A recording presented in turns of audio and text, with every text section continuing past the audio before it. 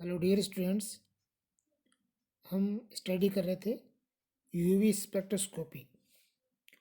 UV spectroscopy के आज इस लेक्चर में हम अध्ययन करेंगे सब्स्टिट्यूशन इफेक्ट और सॉल्वेंट इफेक्ट और कॉन्जुगेशन इफेक्ट। यदि हम किसी मॉलिक्यूल में किसी विशिष्ट प्रतिस्थापी समूह को चेंज कर देते हैं या जिस मीडियम में हम कंपाउंड को डिजोल्व करके स्टडी कर रहे हैं, इलेक्ट्रॉनिक स्पेक्ट्रा ले रहे हैं, उसको चेंज कर देते हैं, या कंपाउंड में कॉन्जुगेशन का जो कंडीशन है वो चेंज हो जाता है, तो इलेक्ट्रॉनिक स्पेक्ट्रा या यूवी स्पेक्ट्रा में क्या चेंज आएगा।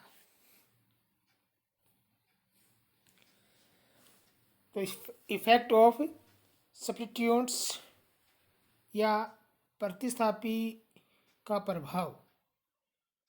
तो प्रतिस्थापियों के जो प्रभाव हैं इलेक्ट्रॉनिक स्पेक्ट्रा या जो यूवी स्पेक्ट्रल पीक है उसके ऊपर क्या होगा, उसको हम इस डायग्राम के द्वारा समझ सकते हैं। यहाँ पर हम देख रहे हैं कि किसी भी मॉलिक्यूल में किसी प्रतिस्थापी को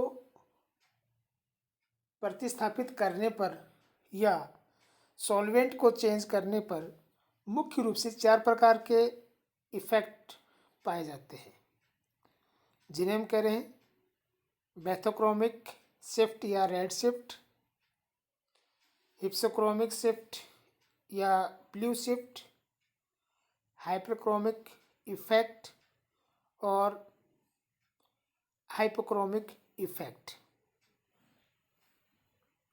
तो यहाँ पर रेड शिफ्ट और ब्लू शिफ्ट ये दोनों लैम्डा मैक्सिमम वैल्यू का जो पोजीशन है उसमें शिफ्टिंग को रिप्रेजेंट कर रहा है।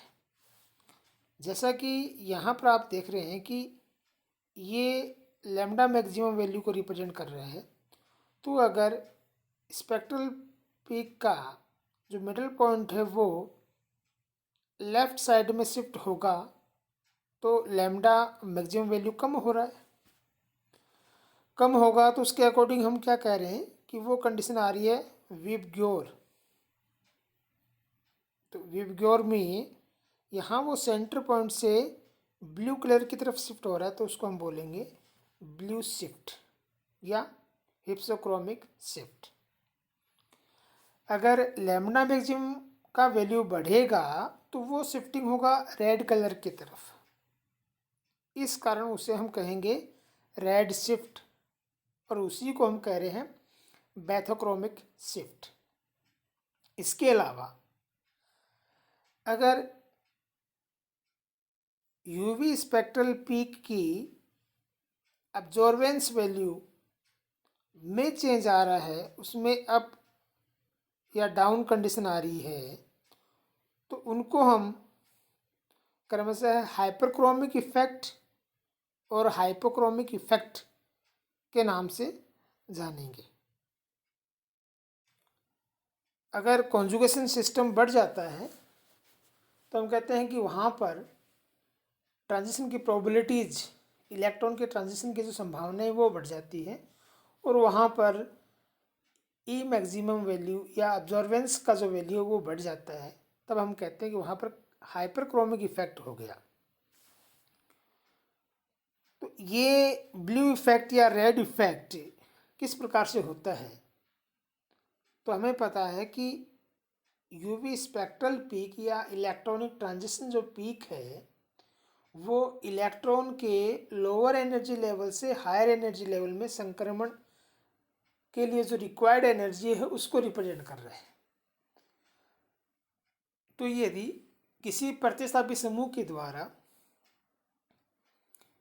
पर्टिकुलर किसी ग्रुप के इलेक्ट्रॉन डेंसिटी को बढ़ा दिया जाता है तो वहाँ पर इलेक्ट्रॉन के ट्रांजिशन की प्रोबेबिलिटी बढ़ जाती है। यहाँ पर मुख्य रूप से हम पाई टू पाई स्टार ट्रांजिशन की जो स्पेक्ट्रल पीक है उस स्पेक्ट्रल पीक के ऊपर या उसकी लैम्डा मैक्सिमम वैल्यू और इंटेंसिटी के ऊपर प्रतिस्थापी समूह का क्या इफेक्ट है उसी का स्टडी कर रहे हैं। तो यदि किसी डबल बॉन्डेड ग्रुप जहाँ पर पाई टू पाई स्टार ट्रांजिशन हो रहा है वहाँ उसके साथ यदि कोई ऐसा प्रतिस्थापी समूह जुड़ जाए जो कि उसकी इलेक्ट्रॉन डेंसिटी को बढ़ा दे, जैसे ऑक्सोक्रोम्स ग्रुप है वो जुड़ जाए, OH, OR, SH इस तरह के ग्रुप या प्लस आई इफेक्ट वाले एल्किल ग्रुप जुड़ जाते हैं, तो वो एल्किल ग्रुप वहाँ पर इलेक्ट्रॉन डेंसिटी बढ़ा देंगे और इलेक्ट्रॉन डेंसिटी के बढ़ने की वजह से पाई से पाई स्टार में इलेक्ट्रॉन की जो ट्रांजिशन है वो ट्रांजिशन आसानी से होगा, कम एनर्जी पर होगा। तो उस कंडीशन में हम कहेंगे कि वहाँ पर कम एनर्जी की रिक्वायरमेंट है तो लैम्डा मैक्सिमम वैल्यू बढ़ जाएगा। जब लैम्डा मैक्सिमम वैल्यू बढ़ेगा तो वो रेड कलर की तरफ शिफ्ट होगा, तो उसे हम कहेंगे रेड शिफ्ट या bathochromic shift. For example benzene के लिए लैम्डा मैक्सिमम वैल्यू आता है 254, बेंजीन के लिए है 254 नैनोमीटर, जबकि टोल्यून के लिए जहाँ पर हम बेंजीन के एक H को CH3 समूह के द्वारा प्रतिस्थापित कर देते हैं तो उस मॉलिक्यूल के लिए हमें लैम्डा मैक्सिमम वैल्यू प्राप्त होगा 261 नैनोमीटर पर, 261। तो CH3 ग्रुप को जैसे ही हमने ऐड किया या H को रिप्लेस किया CH3 के द्वारा तो वहाँ पर CH3 के प्लस आई इफेक्ट की वजह से बैथोक्रोमिक या रेड शिफ्ट इफेक्ट देखने को मिला। इसके अपोजिट यदि हम पाई टू पाई स्टार ट्रांजिशन प्रदर्शित करने वाले समूह के साथ कोई इलेक्ट्रॉन विड्रोविंग ग्रुप ऐड कर देंगे जो इलेक्ट्रॉन को वहाँ से खींचता हो तो वो इलेक्ट्रॉन की डेंसिटी को घटा देगा। जैसे एसिटिल ग्रुप अगर वो इलेक्ट्रॉन की डेंसिटी को घटा देगा तो वहाँ पर इलेक्ट्रॉन के ट्रांजिशन के लिए जो रिक्वायर्ड एनर्जी है वो एनर्जी अधिक चाहिए, तो वहाँ उस कंडीशन में लैम्डा मैक्सिमम वैल्यू कम हो जाएगा और वो ब्लू कलर की तरफ शिफ्ट होगा, इस तरफ शिफ्ट होगा। उस कंडीशन में उस इफेक्ट को हम कहेंगे हिप्सोक्रोमिक शिफ्ट या ब्लू शिफ्ट। फॉर एग्जांपल यदि हम जो डाइफेनिल ग्रुप हैं जो एजो ग्रुप के साथ जुड़े हुए हैं उनके साथ यदि उनकी कॉन्जुगेशन को कम करते हुए बीच में CH3 ग्रुप को CH2 ग्रुप को इंसर्ट कर दे तो उस कंडीशन में उनका जो कॉन्जुगेशन है वो भी घट जाता है और उस कॉन्जुगेशन के घटने की वजह से भी वहाँ पर ब्लू शिफ्ट देखने को मिलता है। इसके अलावा अगर हम हायर पोलरिटी वाले सॉल्वेंट्स के अंदर मॉलिक्यूल को डिजोल्व करते हैं तो उन सॉल्वेंट्स की वजह से मुख्य रूप से उनकी जो इंटेंसिटी है वो इंटेंसिटी चेंज हो जाती है। अगर किसी ग्रुप या सॉल्वेंट की वजह से अब्जॉर्प्शन पीक का हाइट बढ़ता है इस प्रकार से उसकी इंटेंसिटी वैल्यू बढ़ जाती है तो उस इफेक्ट को हम कहेंगे हाइपर क्रोमिक इफेक्ट। और यदि किसी ग्रुप या सॉल्वेंट की वजह से पीक का हाइट कम हो जाता है, इंटेंसिटी लो हो जाती है तो उस इफेक्ट को हम कहेंगे हाइपोक्रोमिक इफेक्ट। तो ये हमने देखा पाई टू पाई स्टार ट्रांजिशन करने वाले समूह की अब्जॉर्प्शन पीक पर उस समूह के साथ जुड़ने वाले प्रतिस्थापी समूह की प्रकृति या सॉल्वेंट का क्या प्रभाव होता है। नेक्स्ट इफेक्ट हम देख रहे हैं कॉन्जुगेशन का, कि कॉन्जुगेशन या संयुग्मन का पाई टू पाई स्टार ट्रांजिशन की जो पीक है उसके ऊपर क्या इफेक्ट होगा। तो पाई टू पाई स्टार ट्रांजिशन या इलेक्ट्रॉनिक स्पेक्ट्रा या हम यूवी स्पेक्ट्रा कहते हैं, उसका जो पोजीशन है उस पोजीशन को हम लैम्डा मैक्सिमम वैल्यू के द्वारा रिप्रेजेंट कर रहे हैं। और ये लैम्डा मैक्सिमम वैल्यू उस एनर्जी को रिप्रेजेंट करती है जिस एनर्जी पर पाई टू पाई स्टार ट्रांजिशन होता है। तो यहाँ पर हम ये एक एग्जाम्पल की सहायता से समझने का प्रयास करते हैं कि कॉन्जुगेशन बढ़ने से या कॉन्जुगेशन कम होने से पाई टू पाई स्टार ट्रांजिशन की जो प्रोबेबिलिटी है या जो पीक है उस पर क्या इफेक्ट पड़ेगा। यहाँ पर ये फर्स्ट जो एग्जाम्पल है वो हमने लिया सिंगल अनसैचुरेटेड ग्रुप का CH2 double bond CH2 ethene. यहाँ पाई टू पाई स्टार ट्रांजिशन है। तो यहाँ पाई टू पाई स्टार ट्रांजिशन को हम मॉलिक्यूलर ऑर्बिटल थ्योरी के अकॉर्डिंग कह सकते हैं कि यहाँ जो ट्रांजिशन है वो होमो टू लूमो है। होमो हाईएस्ट ऑक्युपाइड मॉलिक्यूलर ऑर्बिटल और LUMO lowest unoccupied molecular orbital. तो जो सिंपल एथिन मॉलिक्यूल है वहाँ पाई होमो को इक्विवेलेंट है और pi star LUMO molecular orbital के इक्विवेलेंट है। तो यहाँ पर इन दोनों के बीच का जो एनर्जी बैरियर है या एनर्जी गैप है वो अधिक होने की वजह से इस ट्रांजिशन के जो रिक्वायर्ड एनर्जी है उस रिक्वायर्ड एनर्जी का मान अधिक होगा। इस कारण लैम्डा मैक्सिमम का वैल्यू कम है और वो वैल्यू यहाँ प्रदर्शित किया हुआ है 171 नैनोमीटर। लेकिन यदि हमने एग्जाम्पल लिया है 1,3 डाइईन कंपाउंड का, जैसे यहाँ पर ये कंपाउंड हमने लिया तो यहाँ पर ये ब्यूटाडाइईन कंपाउंड है। इस ब्यूटाडाइईन कंपाउंड में टोटल 4 मॉलिक्यूलर ऑर्बिटल बनेंगे जिन्हें हम psi1 psi2 psi3 और psi4 से रिप्रेजेंट कर सकते हैं। इन्हें हम पाई1 पाई2 पाई3 और पाई4 से भी रिप्रेजेंट कर सकते हैं जो इस यहाँ पर किया हुआ है। यहाँ पर इस में टोटल 4 पाई इलेक्ट्रॉन्स हैं, 2 पाई इलेक्ट्रॉन यहाँ पर और 2 पाई इलेक्ट्रॉन यहाँ पर। तो ये जो ट्रांजिशन करने वाले इलेक्ट्रॉन्स हैं उन्हीं के अकॉर्डिंग अगर हम देखें तो 2 इलेक्ट्रॉन psi1 में या पाई1 में और 2 इलेक्ट्रॉन पाई2 या psi2 में। तो ये दोनों इसके ऑक्युपाइड मॉलिक्यूलर ऑर्बिटल है, लेकिन हाईएस्ट एनर्जी वाला ये वाला है तो इसे हम बोलेंगे होमो। ये पाई3 और पाई4 एंटी बॉन्डिंग कंडीशन को रिप्रेजेंट कर रहे हैं और ये अनऑक्युपाइड मॉलिक्यूलर ऑर्बिटल है।